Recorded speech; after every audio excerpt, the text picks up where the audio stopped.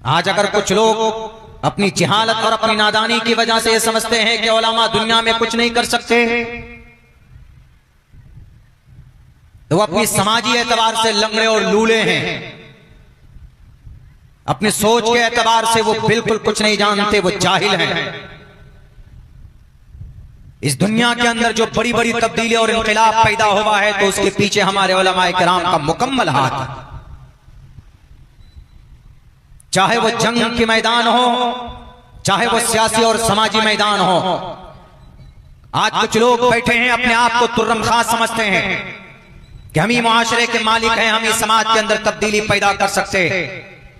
याद करो उस वक्त को जब इस अखंड भारत का जालिम, इस अखंड भारत का एक बड़ा बादशाह जिसने शरीयत को बदलने का बेड़ा उठाया था, दीन इलाही के नाम पर एक शरीयत बनाई थी, और उस तने तनहा पूरे बादशाह के साम्राज्य के सामने में अगर किसी ने उसकी इस गलत अकीदे की तस्हीह और इसकी सुधार और उसकी आंखों में आंखें डालकर यह कहा कि बादशाह साहब एतबारे नदारत तुम्हारा कोई एतबार नहीं है, अगर उस बादशाह की इस्लाह किसी ने की थी और वो जो शरीयत को बदलना चाहता था, समाज को किसी और तरफ जहन्नम के तरफ ले जाना चाहता था, आजकल के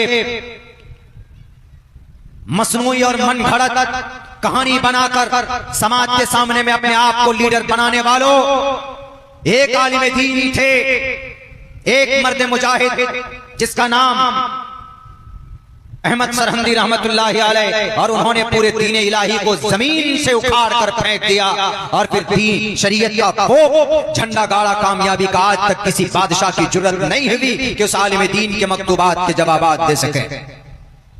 मुजद्दिद अल-फ़सानी रहमतुल्लाहि अलैह, उलमा जहां पर भी पैदा होते खड़े होते हैं तो इनकलाब पैदा होता।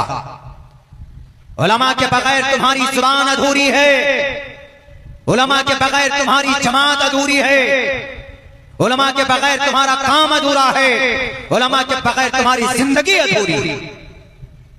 इसीलिए अगर कोई आलिम पैदा होता है किसी घर में, तो गर्व से सीना तान कर कहो कि मेरा बेटा आलिम बन रहा है, मेरा बेटा हाफिज बन रहा है, मेरा बेटा किसी मदरसे में ज़ेर तालीम। ये मत समझना कि आपका बेटा आगे चलकर 10-15 हजार रुपए कमाएगा, ऐसा कुछ नहीं है। अरे जो 10-15 लाख रुपए महीने में कमाते हैं तो क्या वो जन्नत चले गए? आज भी जलवा अगर किसी का है, आज भी अगर किसी की इज्जत में बढ़ोतरी होती है उसकी उम्र के साथ, तो वो मुक़द्दस जमात उलमाए किराम की जमात। आज उलमा को कमजोर समझते हो, उलमा के बगैर कोई ढंग से रास्ता नहीं चल सकता। चाहे सियासत का मैदान हो, सियासत का फील्ड हो, कि समाज का कोई फील्ड हो, तालीम का कोई मैदान। तुम झूठ बोल सकते हो, आलिम दीन कभी झूठ नहीं बोल सकता। तुम रिश्वत ले सकते हो, आलिम दीन कभी रिश्वत नहीं ले सकता। तुम लोगों को अपने जाल में फंसाकर बेवकूफ बना सकते हो, एक आलिम दीन कभी भी कौम के लोगों को परेशान नहीं कर सकता।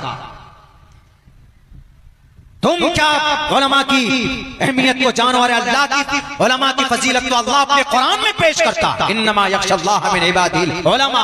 अल्लाह के नबी की हदीस है, अल उलमा वरसतुल अंबिया।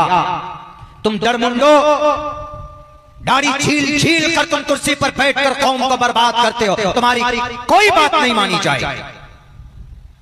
उलमा मुक़द्दस जमात, उलमा की जमात मुक़द्दस थी, आज भी है, और सुबह क़यामत तक उलमाए किराम की मुक़द्दस इनकी फजीलत बरकरार रहेगी। इसीलिए मिजाज बनाइए अपने बच्चे को